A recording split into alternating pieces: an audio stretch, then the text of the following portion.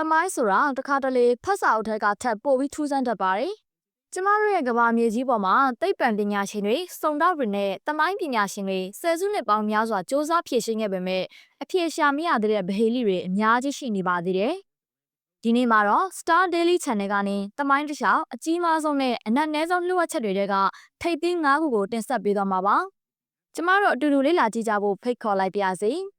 ။နံပါတ်5တွန်ကတ်စတာပောက်ကွဲမှုကြီး1908ခုနှစ်ဇွန်လ30ရက်နေ့ဆာဗီးယားနိုင်ငံရဲ့ကောင်းကင်ယံမှာအေယာမမီးလုံးကြီးတစ်လုံးဖြတ်တန်းသွားပြီးနောက်မှာတော့ကမ္ဘာလုံးကိုတုန်လှုပ်သွားစေမဲ့ပောက်ကွဲမှုကြီးတစ်ခုဖြစ်ပွားခဲ့ပါတယ်။ဒါဟာ TNT ရန်တန်ချိန်15သန်းလောက်ပြင်းအားရှိပြီးစတူယန်မိုင်800ကျော်အတွင်းကတစ်ပင်ပေါင်းတန်း80ကျော်ကိုမြေလှန်ပစ်ခဲ့လိုက်ပါတယ်။မျက်မြင်သက်သေတွေကတော့ဒါဟာကမ္ဘာပြည့်နဲ့ရောက်ပြီလို့တောင်ထင်ခဲ့ကြတာပါ။ဒါပေမဲ့ထူးဆန်းတာကအဲ့ဒီလောက်ပြင်းထန်တဲ့ပောက်ကွဲမှုကြီးမှာမြေပြင်ပေါ်မှာဘာအောက်ကခဲအပိုင်းစားမှရှာမတွေ့ခဲ့သလိုပောက်ကွဲရာကျင်းကြီးလည်းမရှိခဲ့တာပါပဲ။သိပ္ပံပညာရှင်တွေကတော့ဒါဟာလေထုထဲမှာတင်ပောက်ကွဲသွားတဲ့အောက်ကခဲတစ်ခုလို့ယူဆကြပေမဲ့အခုထိတော့ခိုင်မာတဲ့အထောက်အထားမရှိသေးတဲ့စကြဝဠာရဲ့ချိန်ချမှုကြီးတစ်ခုဖြစ်ကြန့်ရှိနေခဲ့ရပါတယ်။နံပါတ်4 M8370 ပျောက်ဆုံးခြင်းဒါကလည်းခေတ်သစ်သမိုင်းရဲ့အကြီးမားဆုံးဗဟေလိတစ်ခုပါ။လူပေါင်း239ယောက်တင်ဆောင်လာတဲ့ Boeing 77လေယာဉ်ကြီးတစ်စင်းဟာ2014ခုနှစ်မတ်လ10ရက်နေ့မှာဘာတန်းလွန်စားမှမထားခဲ့ပဲပျောက်ကွယ်သွားခဲ့ပါတယ်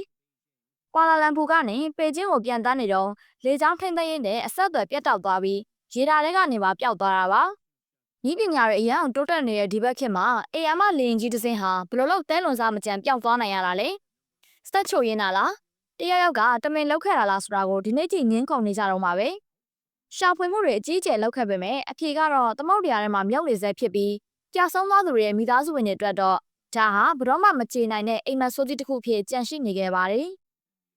။နံပါတ်3 NASCAR မြင်းကြောင်းများ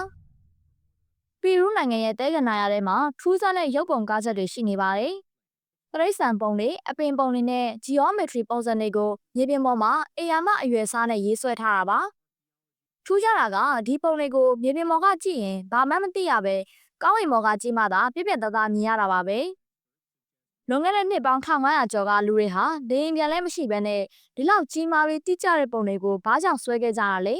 ။နတ်ဖျားတွေအတွက်ပူဇော်တာလား။ဒါမှမဟုတ်ဂျိုသားတွေအတွက်လမ်းညွှန်ချက်တွေလား။အခုထိတော့ဒါဟာရှေးအောင်သရေသနာပညာရှင်တွေအတွက်တော့ခေါင်းချောက်စရာလှုပ်ဝက်ချက်ကြီးတစ်ခုဖြစ်နေတော့မှာပဲ။နံပါတ်2ရှေးဟောင်းနည်းပညာဆက်1900ခုနှစ်မှာဂရိကျွန်းစုတစ်ခုကတင်းမောပြက်ထဲကနေတန်ကြီးတက်နေတဲ့ကျေးရန်တရားဆက်ကလေးတစ်ခုကိုရှာတွေ့ခဲ့ပါတယ်။ဒါကိုတေချာလေ့လာကြည့်တဲ့အခါမှာတော့ဒီကမ္ဘာလုံးအံ့ဩသွားခဲ့ရတာပါ။ဘာလို့လဲဆိုတော့ဒါဟာလွန်ခဲ့တဲ့နှစ်ပေါင်း2000ကျော်တနည်းအားဖြင့် BC 100လောက်ကလေးကတိစောက်ခဲ့တဲ့ကမ္ဘာပထမဆုံး analog ကွန်ပျူတာဖြစ်နေလို့ပါပဲ။အဲ့ဒီခေတ်ကလူတွေမှာမရှိနိုင်ဘူးလို့ထင်ရတဲ့ရှုပ်ထွေးလာတဲ့ဂီယာတွေဒိုင်ဝက်တွေနဲ့ဒီဆက်ဟာဂျိုရီရဲ့လှုပ်ရှားမှုနဲ့နေကျက်လာကျက်တာတွေကိုတိတိကျကျတွက်ချက်နိုင်ပါတယ်။ဒီလောက်မြင့်မားတဲ့နည်းပညာဟာအဲ့ဒီခေတ်မှာဘယ်လိုမျိုးပေါ်ပေါက်လာခဲ့တာလဲ။ဒါဟာကျမတို့သိထားတဲ့နည်းပညာသမိုင်းကိုလုံးဝပြောင်းလဲပစ်ခဲ့တဲ့အရာတစ်ခုပါပဲ။နံပါတ်1ဝိုးအချက်ပြချက်ကျမတို့ဟာစကြဝဠာတွေကတခုရီးသောသက်ရှိတွေလား1989ခုနှစ်မှာ SETI ရဲ့ Radio Telescope ဟာအာကာသထဲကနေထူးဆန်းတဲ့အချက်ပြလိုင်းတစ်ခုကိုဖမ်းယူရရှိခဲ့ပါတယ်။82စက္ကန့်ကြာမြင့်တဲ့အဲ့ဒီလိုင်းဟာတဘာဝတိုင်းဖြစ်ပေါ်လာတာမဟုတ်ပဲဉာဏ်ရည်မြင့်သက်ရှိတစ်ခုခုကလွှတ်လိုက်တဲ့ပုံစံမျိုးဖြစ်နေပါတယ်။ဒါကိုစစ်ဆေးရေးပညာရှင်ကအံ့ဩလွန်းလို့မှတ်တမ်းပေါ်မှာဝိုးလိုရေးခဲ့ရကနေဝိုးစကနယ်လို့လူသိများသွားခဲ့ရပါ။ဒါပေမဲ့စိတ်မကောင်းစရာကအဲ့ဒီအချက်ပြချက်ဟာနောက်ထပ်ဘယ်တော့မှထပ်မပေါ်လာတော့တာပါပဲ။ဒါဟာတကယ်ပဲဂျိုသားတွေစီကပေးပို့တဲ့နှုတ်ဆက်စကားလား။ဒါမှမဟုတ်စကြဝဠာရဲ့ပြန်မဖြေတဲ့ဗဟေလိတစ်ခုပဲလားဆိုတာကတော့အခုထိနံပါတ်1လျှို့ဝှက်ချက်ကြီးဖြစ်နေသေးပါပဲ